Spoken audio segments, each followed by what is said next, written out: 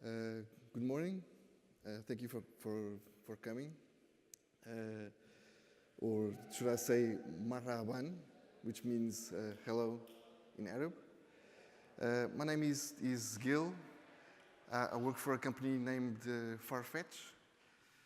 Some people call it Fartech, but it's not, it's Farfetch. Okay? It's a technology company, essentially.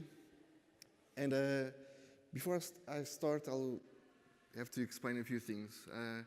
I'm going to basically share my experience I had implementing Arab in a web application.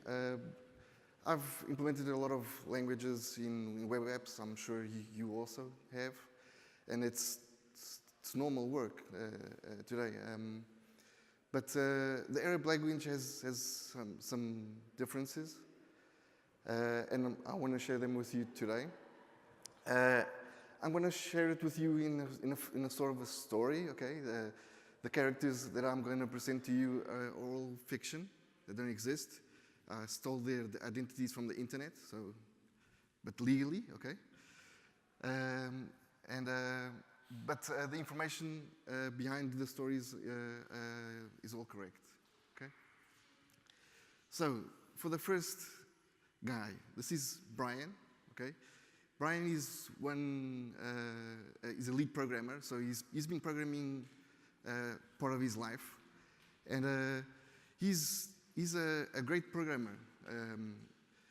To himself, he thinks he's like one of the best engineers in the planet, like all of we actually do. Okay, he thinks he's the ninja of programming. Okay, he eats bits for breakfast and cycle time and stuff, okay?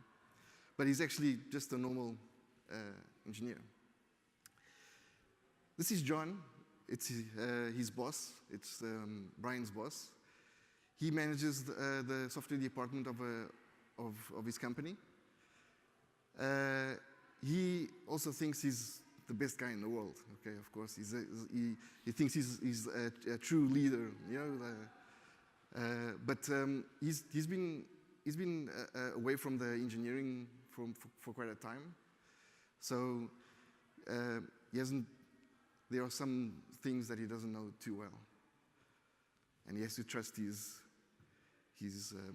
workers to feed him with information. So John decided to present Brian with a new idea, okay, and this is a business idea for their company, and this business idea was going to be something, you know, disruptive, you know? And basically, John presented this to Brian, and he said, "Well, this is going to be the site, okay, and the site's going to be called the awesome site that sells everything, or in other words, TAS, okay." So. Brian gets his team together, and he spoke with John, and so the team's like heavy excited with this new idea, and the team started brainstorming. Hey, we could use React and Vue.js and all this awesome technology, blockchain, you know. But then, in reality, they can't actually do that, you know, because they've got to stick to the company's tech stack, okay, for a number of reasons. So Brian cuts it to the team, and so they have to use the existing tech stack, which is Microsoft MVC, and they've got to implement this awesome site for the Portuguese market, okay? But Brian, as a good software engineer, thinks ahead a bit, okay? And he says that this site has to support multiple languages from the beginning, okay? So what does he do? He starts looking around, and he starts searching the internet, and there's a whole lot of words that explain a lot of things that explain how to implement multiple languages in applications. So we see some words: globalization, internationalization, localization, and then some other things, I18N, L10N. Well, what is all of this? Okay, so he starts looking, and of course he goes to the standards, right? W3C, and basically he discovers that internationalization is the concept of enabling an application to support multiple languages and cultures. It enables the application. And internationalization can also be written I18N. What does I18N mean? Does everybody know? Yeah? Well, basically, between the I and the N, there's 18 characters. Okay? So that's why it appears I18N. And the same for globalization, L1012N. And for localization, okay. In case of localization, so internationalization is the way we enable an application to support multiple languages. Localization is when we actually implement a culture or a language, a specific cultural language to the application. Okay? So internationalization is like making the basis, and localization is instantiating that basis. So we're going to implement something there. Localization is also called L10N. Okay, so let's start with a demo. Okay, basically, I'm using a Mac, and I'm using .NET Core 2.2. Okay, it's probably a setup that's not very usual. I use a PC in my normal work, and so I tried to do this in using a Mac environment. So basically, I downloaded Visual Studio, Community Edition for Mac, and I created a new project in MVC, ASP.NET.Core MVC. And it bootstrapped the same default application as it does on the PC. For me to enable localization in this app, I had to download some NuGet packages. So we got ASP.NET Core localization, localization routing, localization, and there's a bundle that has that brings a whole lot of stuff down. This ASP.NET.Core all, and basically, for me to enable localization in my app, I had to come down here to the middleware and inject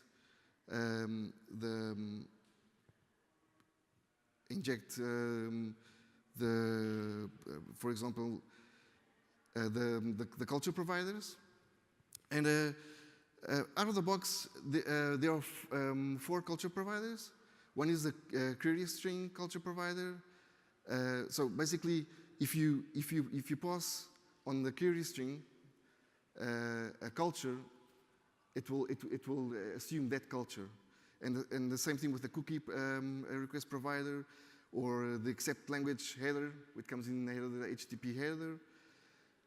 You can also use a route data culture provider, which is stuck in the path of the URL. So I created a simple application just to show how this works.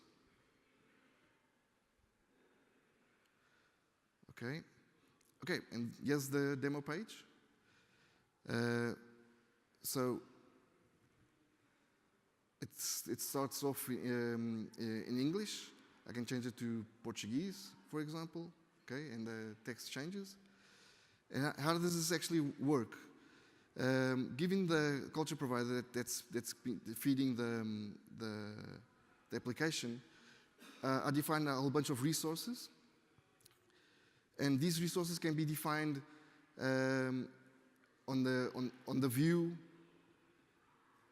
Okay, I have a view resource, or or you can define it on the controller level, okay? So you can use it in code, okay? See? And basically, in this way, I can internationalize my application. It's quite easy. Is that okay?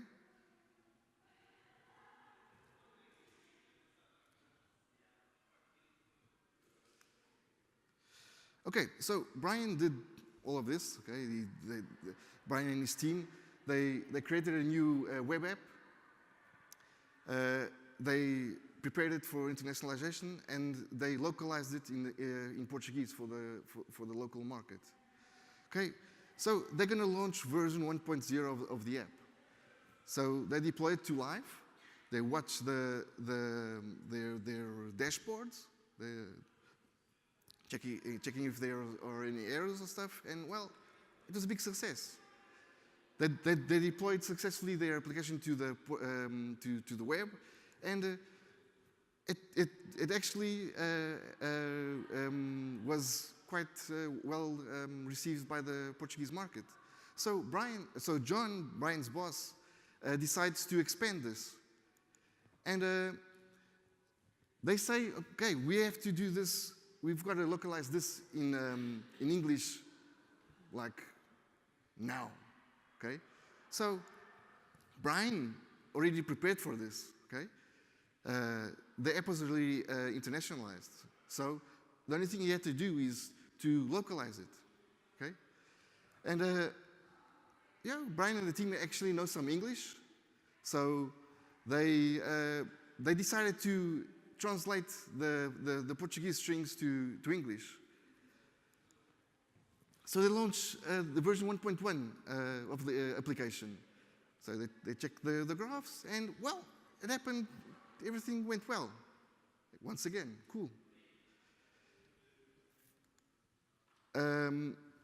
But you know, companies don't normally like staying put. You know, so they want to expand more and more. So the board decided to expand yet another language. And they decided to expand it to French. And once again, the team was ready for this. They just needed to localize it to French. And well, the team knew some French, but they weren't like really comfortable with it, okay? So what do? They use Google Translate, okay? It's a good idea, eh? Google, it's internet, you know? Google knows everything. And, well, they launched another version of the application, version 1.2. They look at the graphs, everything looks cool. Whoa, but something happened there, okay? What happened? Well, basically, they decided to translate using Google Translate, okay? There was no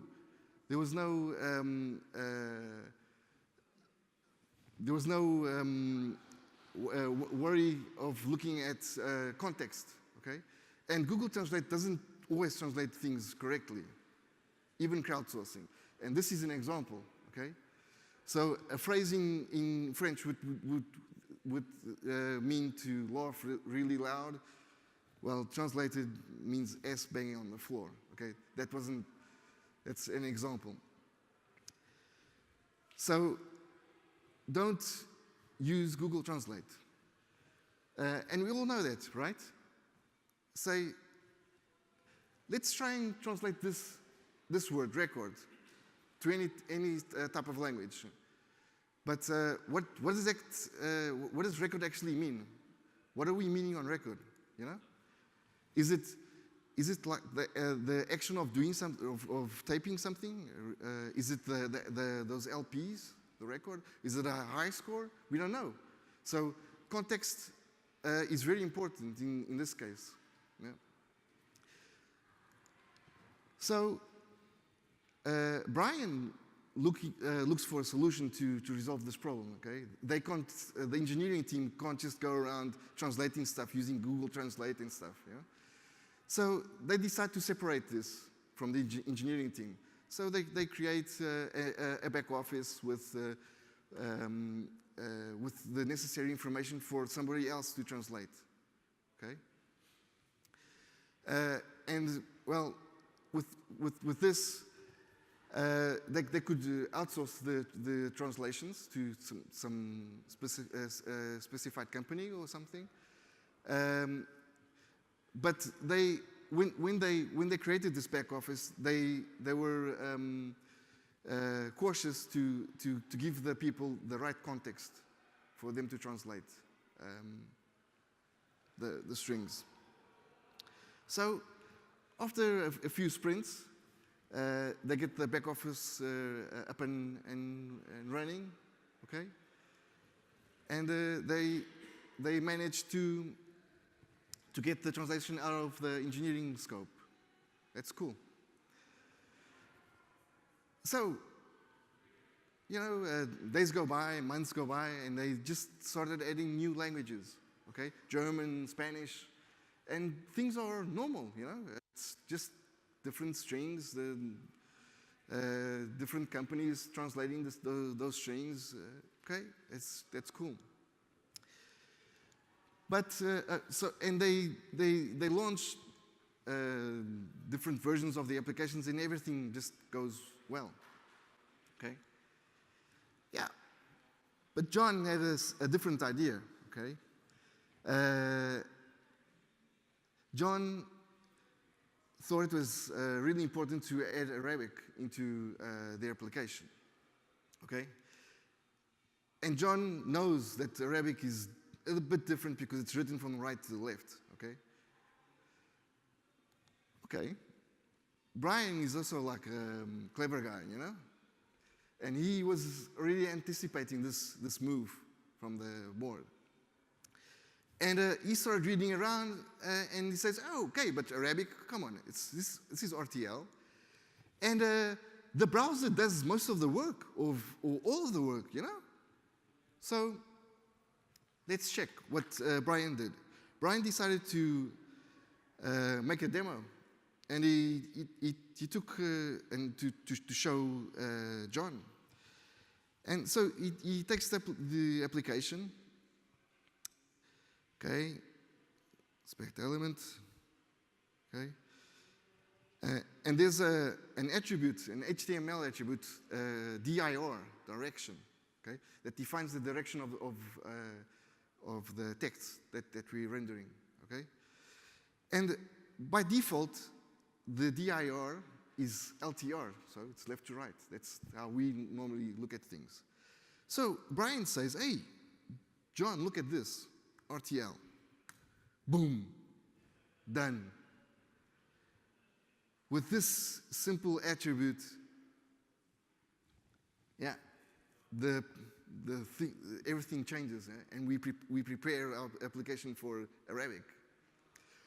But if you look close, okay, things actually shifted to the right, okay? The back and the next button also flipped, okay? So in RTL languages, the next button is on the left instead of being on the right. So the browser actually took care of that. Cool. The buttons, okay, they shifted. But the text, have you seen the exclamation mark? Okay, the exclamation mark, is it in the right place? Should it be over here? So John looked at this and he said, hey, I'm not gonna do like we did it last time with the French localization. So John decides to play it safe. He was clever. So John decides to hire an external contractor, okay, somebody who had knowledge of Arabic and the culture, okay, because we are not only talking about the difference in the language and the layout, because there's a culture difference also. So they decided to hire Amir. Okay, he's an external contractor, and he's born and raised in Saudi Arabia. Okay, so he knows the culture and the language. So Amir starts to explain Arabic to the team. And he starts explaining and says, hey, Arabic is not any other language, because there are 30 modern variants of the language, okay? And more, a language spoken in, say, Northern Africa is not understood by languages, the Arabic, in other parts of the globe, okay? So the 13 modern varieties are not the same. People don't understand each other, but it's Arabic, okay? So there is something that is called modern standard Arabic, okay? Normally what happens is a native speaker learns their own variant of the Arabic language at home, and when they go to school, they learn modern standard Arabic, okay? So this is actually good because it comes to the rescue, okay? We don't have to add 30 different variants to our website. We only need to add modern standard Arabic. Whew. Cool. And let's look at the Arab alphabet. The Arab alphabet is a cursive alphabet, okay? Which means that all the letters are attached together, okay? And that also means that each letter can have 4 different representations, okay? One, if it's alone. Another one, when it's in the beginning of a word. Another representation when it's in the middle of the word. And another one when it's at the end of the word, okay? And it consists of 28 letters, so it's also different to our normal alphabet, okay? So, big impact. Another difference. So, when we add plurals to our words, typically we have 2 different representations. So it's 1 day, 2 days, 1.5 days. Yeah, we just add an S, yeah, more or less. Okay. Well, in Arab there are 6 different rules. Okay, 6. Okay, when it's 0, you've got 1 rule. When it's 1, you got another one. When it's 2, you got another one. When it's 3 to 10, 3 to 10, you've got another rule. Okay. When it's between 11 and 99, you've got another rule. And then if it doesn't fit, then there's another rule, which is an exception, okay? So it's 6 different rules. So how about images? Okay, we've been talking about text in the alphabet, what? How about the images? Well, as we saw in the demo, okay, the buttons have to change, okay? The next button and the back button have to be flipped. Okay, cool. So checkbox also flipped, okay? Instead of being on the left and the text on the right, it's inverted. Images that represent movement are also normally flipped, okay? So we are used to movement from left to the right, okay? They are used to movement on the right to the left. Same thing with volume, okay? When you adjust the volume, it's from the right to the left. Okay, it's weird. Okay, but are all images mirrored? Well, no, okay? Images that represent time are not mirrored. Okay, so clockwise is still clockwise in Arabic, okay? So history buttons, when we represent time, we don't flip it. But typically, of course, images that are symmetric also don't need to be flipped. Another curious thing is time is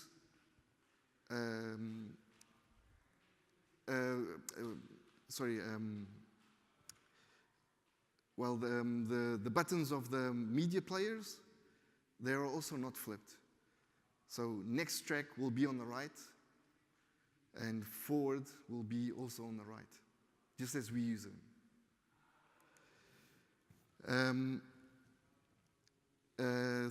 things like the search, the search is also not flipped. Okay, people are still right-handed, so the mugs also, it's also not flipped. So let's check a video. Okay, this is a video of an Arab company, and just try to detect the differences that we normally perceive in images. Check the movement. As you see, the first frame of the image is already a bit weird, at least to me. Okay, the car is coming from the right. You know, it's in the other direction. Just let's check. إلى اليوم والسيارات هي وسيلة النقل الأساسية في السعودية. Riding from the right to the ولسه left. مشاكلها زي ما هي من 20 سنة. معقولة كل هذا التطور وما في حل؟ احنا في فرناس نتحداك تبتكر حل تقني لأحد مشاكل السيارات. سواء كان لسائق السيارة أو Moving مالك، from the right to the left, left to the سواء كان right. للفرد أو لمنظمة تمتلك أسطول من Things المنصبة. falling down from the right to the left. Here, no change. سهلة ومعربة لتتبع Yeah, moving السائق from the left to the وتوجيهه right. عن بعد. So it seems أو okay. تطبيق لمتابعة الصيانة الدورية. Okay, أو text. خدمات لتقييم ورش التصليح. Ooh, stars coming from the left to the right. تستغل تقنية الاتصالات لتوفير قطع الغيار. فكر في المحتوى الرقمي المختص بتعديل السيارات. Yeah. فكر في الخدمات Looks normal. التقنية. Hey, the volume. Hey, the volume is from from left to the right. أو حتى في التواصل مع الرافعات للسيارات. Text coming from the right to the left. أفكاركم المبتكرة Right to the تحتوي left. على 3 عناصر رئيسية. تكون فكرة ساعية للربح المستدام. Right to left again. تقنية المعلومات والاتصالات. Things appearing from علق right to بقطاع left. السيارات. شارك بفكرتك الآن. Right to إذا left. حصلت Left فرصتك to على right. تسويق كافي من أعضاء مجتمع فرناس واشتركت بعدها في Check the بقية check مراحل boxes. التدريب والإرشاد، راح تكسب إحدى جوائز فرناس وبتحصل على فرصة Left to تعرض right. فكرتك أمام الداعمين من شركاء فرناس، وبالتالي تلقى الدعم اللي بيمكنك من تنفيذ فكرتك وتحويلها لمشروع تجاري ناجح. Right to left. فرناس، الابتكار Right to left. لعبتنا. So, what do you think? Weird. Huh? Some things appear left to right, other things appear right to left. Left to right, right to left. So, what does that mean? This means that some things are left to right and other things are right to left. There is no given rule, okay? But we have to program these rules somehow into our applications. So, how do we do that? Well, one way is, okay, a bit stupid, is just manually go everywhere and say, okay, this image left to right, this text is right to left, whatever. Another way is using post-processing tools like post-CSS, okay? And basically, we could create rules to say that, okay, in this case,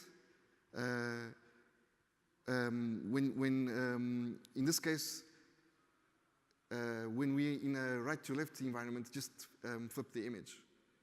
Or instead of the padding, the right padding being defined, you define the left padding, stuff like that.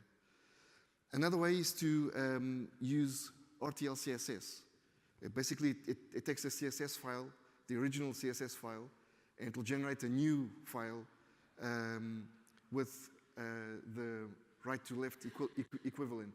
And you can add exceptions and stuff. I'll show you that a bit later. You can also use Sass or less to create these rules, okay? I'm going to show you basically Rtl Css.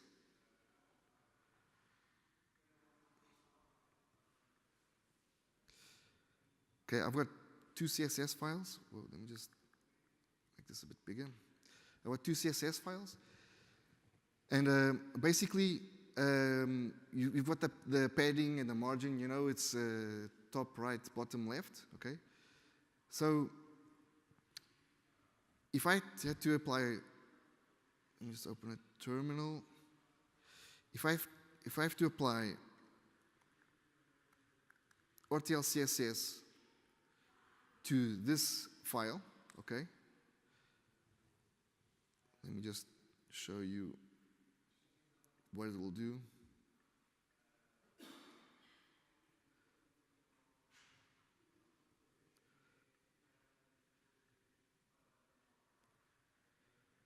Okay. On the left, we have the original file. And on the right, we've got the Rtl Css version of the file. Okay. So if you check over here, in the original file, the left is exchanged with the right. Okay, 10 pixels will be changed to 20 because the left padding is changed to the right padding. Okay. But let's say if we needed to add an exception, okay? So I've got another file, and basically what I'm saying here is, okay, padding left, okay, is 10 pixels, 10 pixels. If it's in RTL, it's going to be 1 pixel. So I can fine-tune stuff for RTL languages. Same thing for the font, okay? The font normally in Arabic is a bit smaller normally. So if you're using like a 14 pixel font in Arabic, it will be a bit bigger, so 16 pixels. This is like a normal transformation to do. So if I use Rtl Css on this file, yeah.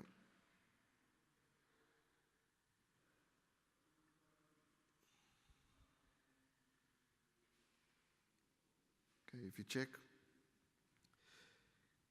okay, direction LTR, RTL. You see? The exception is included here. And you can also add like you can ignore a whole line with the RTL ignore, okay?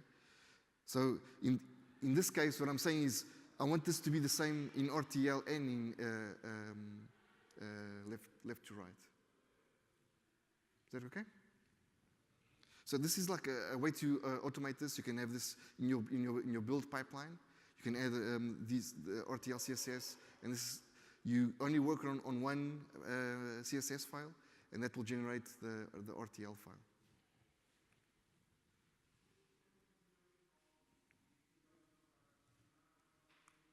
Okay. So, given this, is Arabic text RTL? What do you say? Yeah. Well, no, it's not. And yes, it is. Yeah. Okay. Actually, it's BD. Okay. What does that mean? It means it's bidirectional. Okay. So it can be written left to right, and it can be written right to left. Why? Because of this. Okay. This is a typical Arabic phrase. Okay. In a technical context, but basically most of the text is right to left, but then when we hit to Latin characters, it changes to left to right. Okay? So basically, we'll have to work with both in the same phrase. Okay? But how do we do that? Okay? We do that by using standards, once again. Okay? There's a Unicode bidirectional algorithm. Okay? This bidirectional algorithm is really long. You can read about it. It's a lot of pages of text. I've resumed this like in 3 or 4 slides, so you're lucky. This is highly supported by most browsers. I'd say all of them at this point, probably. And basically,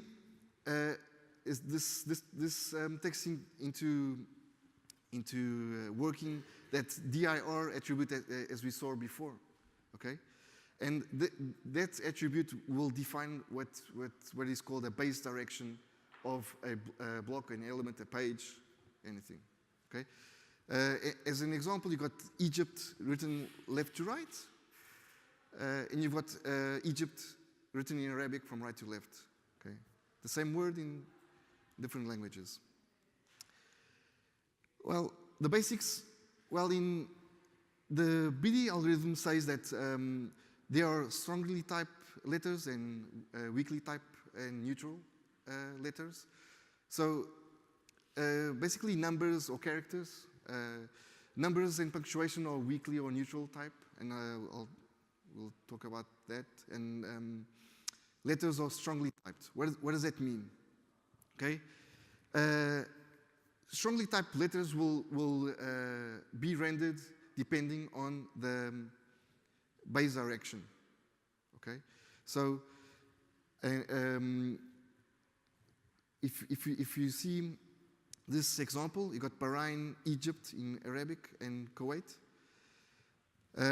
By default, the base direction will be LTR. Okay, so the Latin characters will be rendered as left to right. The Arabic characters will be rendered as right to left.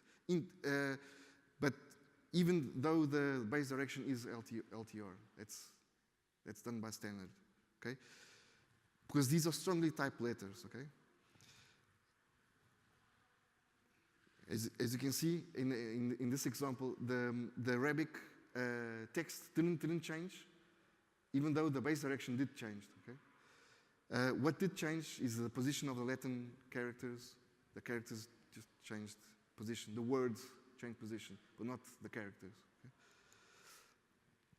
So, by introducing weak or neutral characters as a comma, basically what's going to happen is, say this comma is going to be LTR, okay, because it's going to adapt depending on the base direction of the block that we are in.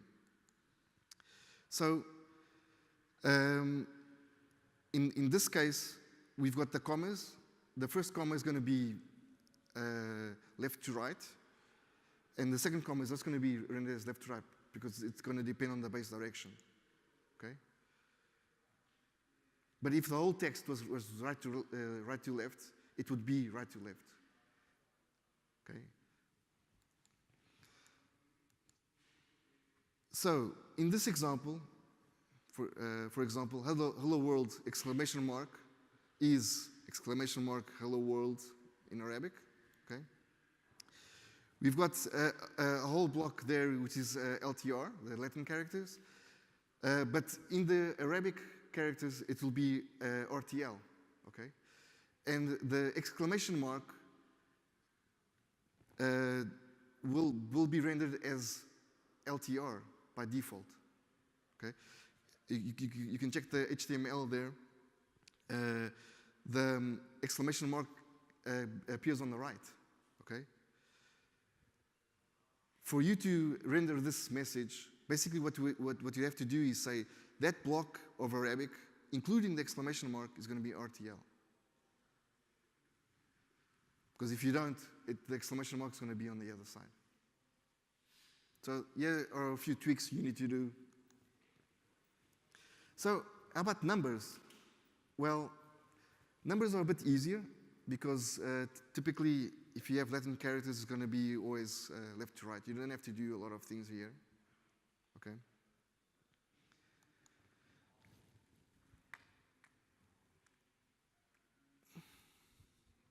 So let me show you.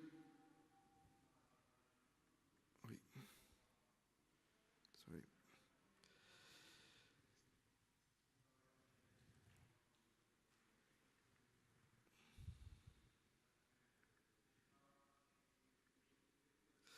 Okay, let me show you how we work with these characters.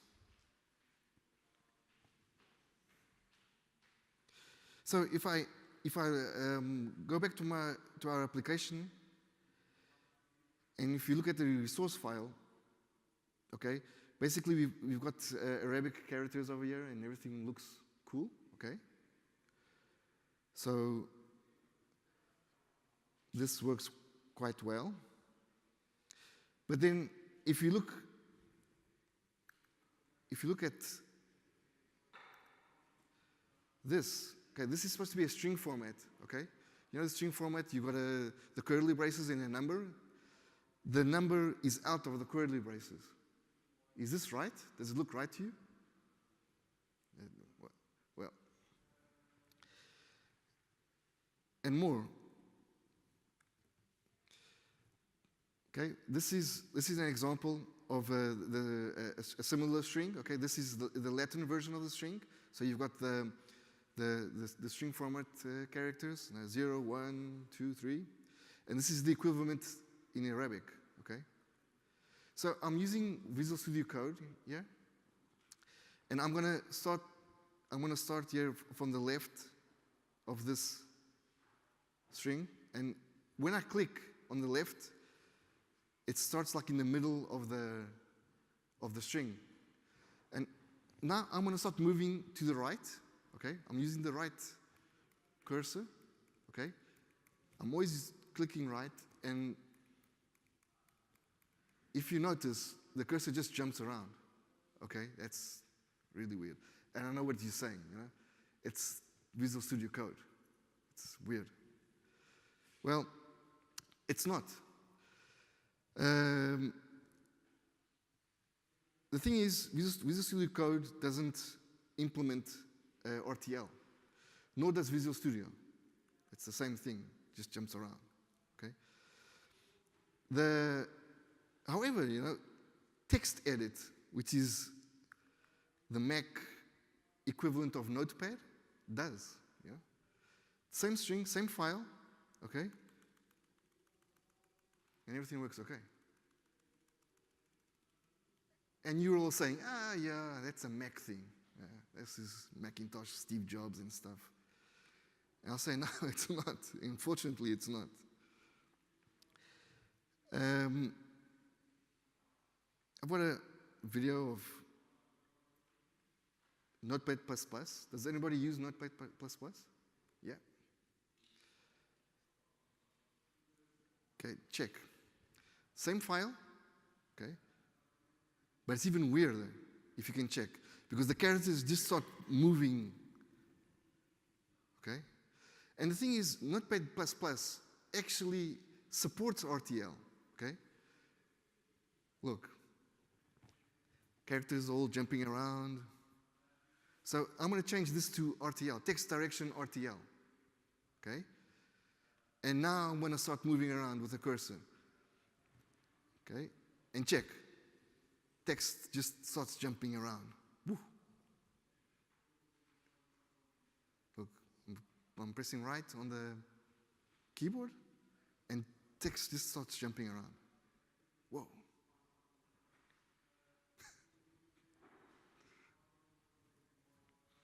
So this is not actually support. This is very confusing.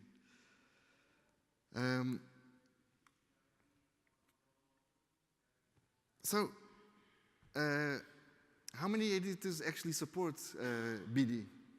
Well, a lot of them don't, okay? Atom, Visual Studio for PC and a Mac, or Visual Studio Code don't support BD. Sublime Text also doesn't. But if you go to old Emacs, of course, yeah. Notepad++, it's really bad, okay? Vim obviously supports BD, you know? And well, surprisingly, TextEdit for the Mac also does, so it's weird. Okay, but let's go back to Brian and his team.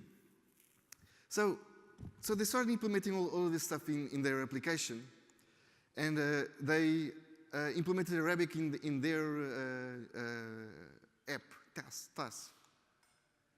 So they're going to launch another version of TAS, and they monitor stuff. They're really nervous.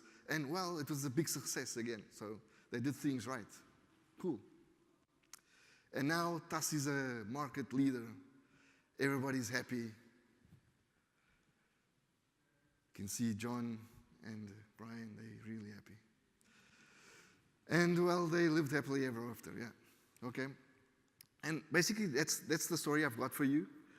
And we concentrated a lot on the front-end side of stuff, but you also have to prepare things on the back end, okay? If you have a database, you've got to use UTF-8 or UTF-16 in the database. You can use UTF-8. UTF-8 supports any language. UTF-16 is a bit better. It's a bit it's more optimal for Asian languages, so you can use that.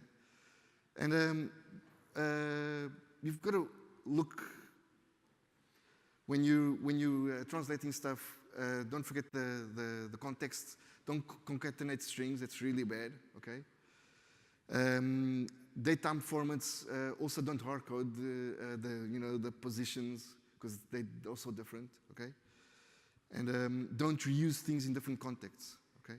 The same string, okay, in different pages, in different contexts, can be different in different languages. So it's better for you to use the different strings in different contexts. Okay? So let's do a quick test, okay? You ready? Okay. You're all like Arabic experts now, okay? This is an Arabic string. Can anybody point out what's not correct in this string? Cool, yeah. This means thank you so much for coming in Arabic, okay? And if you check, there are spaces between the letters, okay? And this can't happen. So we've got to disable character spacing also in your CSSs. That's one change you've got to do, okay? This is the correct representation, okay? It looks similar to us, but it's really different to a native speaker, okay? Is that cool? Any questions? Yeah.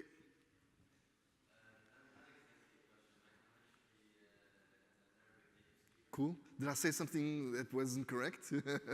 No. Okay. Yeah. So one thing that or one thing to add is that so we basically write from right to left, right? And then sometimes many people make mistakes which they write or they translate from left to right. Yeah. And this ends up having random letters from left to right without making any sense. And one time, so I've seen it like in signs, you know, when you have welcome in all like, language and stuff like that. One thing, there was, I don't know, a random girl that had a tattoo. Yeah. So, and I was like, ah, nice, what is that? Well, before I tell you what is that, it was basically the letters from left to right without being attached. Remember when you mentioned cursive, they should be attached? Yeah. So basically random letters, and it was like XWAZB, for example, the equivalent of that. I was like, what is that? Cool tattoo. She was like, yeah, it's my name, it's Joanna. I was like, okay. Cool, yeah, it looks amazing. Well done. I didn't want to, like, it's a tattoo, so if I say... Yeah, it's a tattoo, yeah, you can't say. Yeah. But well, thank you for, as a native speaker, I validate everything. Okay, thank you. Whoa. Okay, I've got is there any more questions? I've got a quick video for you. This is a funny video that I caught off from the internet, so I hope you enjoyed it. Can you up the sound a bit? انت لو بتنتبه لدروسك ومذاكرتك وتبطل بقى قعدتك مع اصحابك الفاشلين دول ما كنتش اقول لك ولا كلمه من الكلام اللي بيزعلك ده ابوك.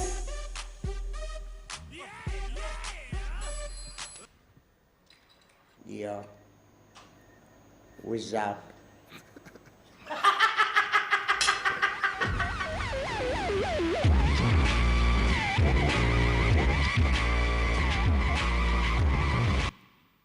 Yo, what's up? Thank you.